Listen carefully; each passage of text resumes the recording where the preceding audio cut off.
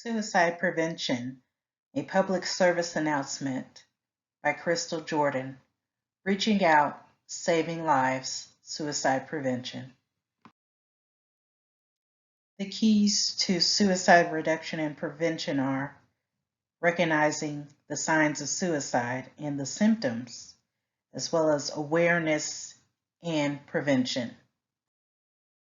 The major signs and symptoms of suicide include lack of sleep, inability to eat, a lack of focus, which could be affecting their work performance, pushing others away, losing interest in things that once mattered, extreme thoughts of self-hatred, feeling like they do not belong, extreme self-doubt, making the decision to give up, and the lack of pleasure, feeling like a burden to others, a change in mood for the better, and beginning to talk about killing themselves to others. Additional signs and symptoms could be talking about or displaying self-destructive behaviors, a sudden interest in tools of lethality such as firearms, knives, or poisons, expressing thoughts of suicide by writing or increased desire to read or listen to music that depicts suicide.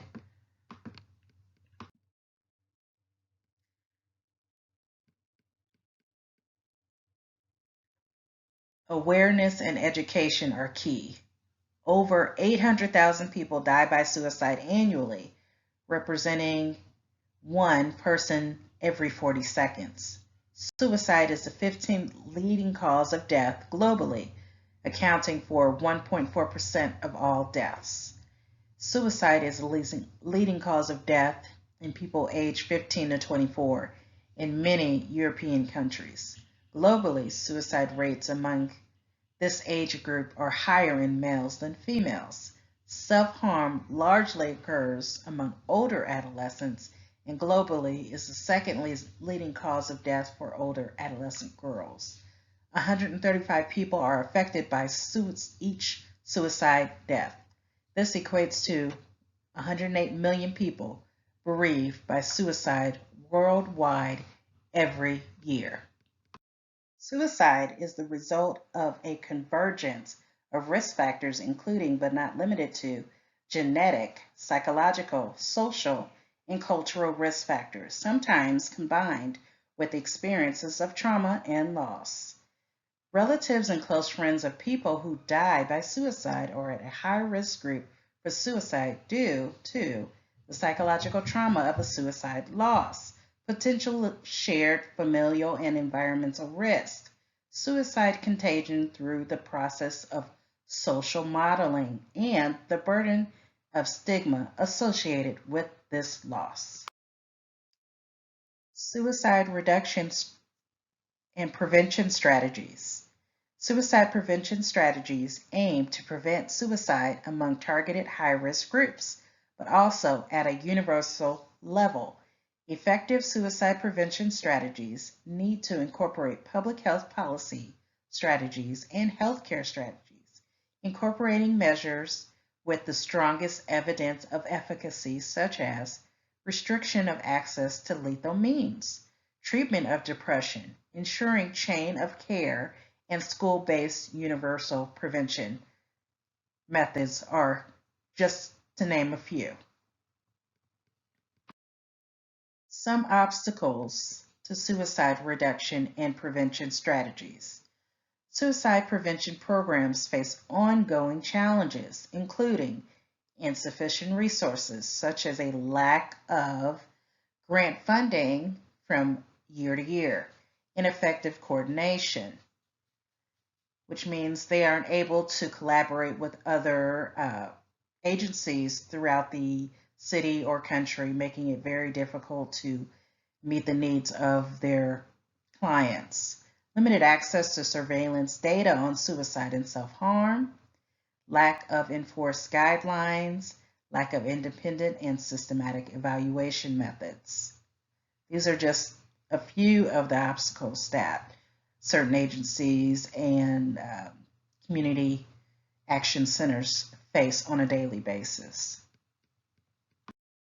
Ways to overcome some of these challenges include Recognizing the importance of the community. We are all part of the community, linked to family, friends, work, colleagues, neighbors, or teams. Sometimes we become isolated and disconnected from our communities. We have the responsibility to support and empower those who become vulnerable in our communities. So you might be asking yourself, what can I do?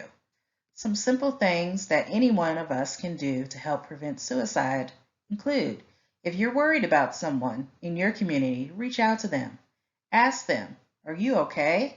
By simply checking in with them and offering non judgmental support can truly make a difference. So, what else can you do to help? Encourage those in distress to tell their own story in their own way at their own pace.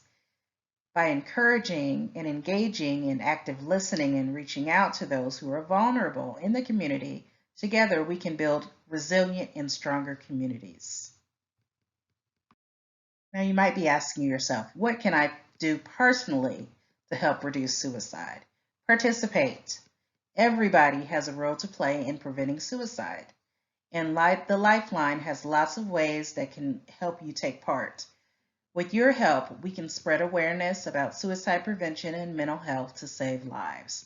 Volunteer. Contact your local crisis center to find volunteer opportunities in your community. Volunteer with your local crisis center. Don't be discouraged. No one of us has all the answers. People may be reluctant to intervene when they are worried for others, as if they may be telling themselves that if I communicate with this person, maybe I will become part of the problem, or maybe I will suggest something that they weren't thinking. Also, they may not feel knowledgeable enough or may not feel like they have the resources or be the right person to help this person who is in distress. And the best way to help someone is to just offer a listening ear. It's also important to know that people in distress are often not looking for specific advice, but merely need to be listened to with compassion and empathy, which means you're listening, you're being understanding, but you're not judging them. Also, encourage and invite survivors to speak up and speak out. If you know someone who has personally gone through the struggle of dealing with suicide, invite those people to speak. People with lived experience of suicidal behavior or suicidal bereavement have a lot to teach us. By listening to those often inspiring individuals, we are learning and they may become empowered to seek help. Some resources.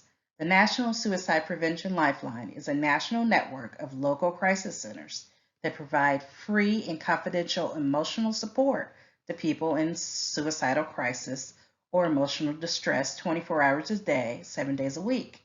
They are committed to improving crisis services and advancing suicide prevention by empowering individuals, advancing professional best practices, and building awareness.